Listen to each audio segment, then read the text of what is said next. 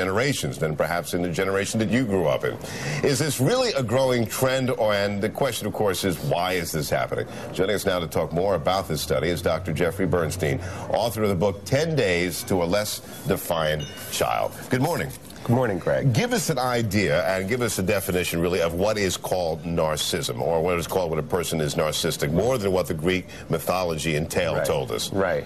Well, narcissism really is the idea that you have an overly inflated sense of self-worth. You really think you're all that, but it's to the extreme. Do you agree with the results of this study, or do you think that they're picking on the negative when they say that this youth, this generation, is more self-centered than, say, their older brothers or their parents? Well, I think our whole society has gotten more self-centered, but I do think this generation is as well.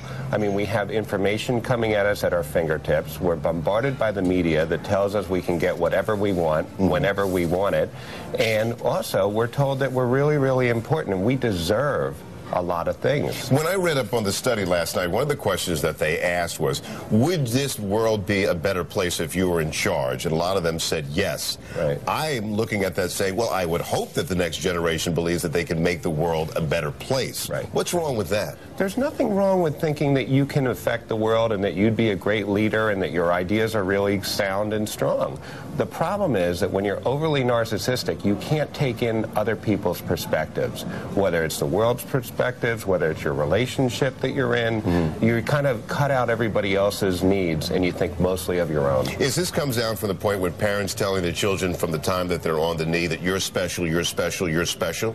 Well, I never heard an adult complain that their parents loved them too much or valued them too much. I think as long as parents balance that out with helping kids in reality learn what the world has to offer them and learn the difficulties about the world. Get a job.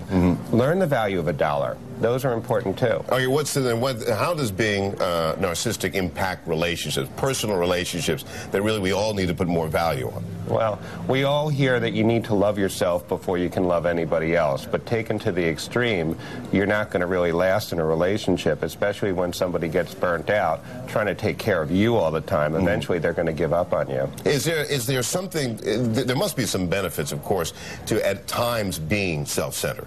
Well, I think there are. I mean, if somebody's going to try out for American Idol, they certainly need to believe in themselves. And in this dog-eat-dog world, don't you have to believe in yourself? You really do. It's become a fiercely competitive world, but at the same point, you also need to be able to leave your own perspective at times and have empathy, understand other people's needs, understand when they're hurting, and balance that. What do you say to those kids who are going to be parents tomorrow?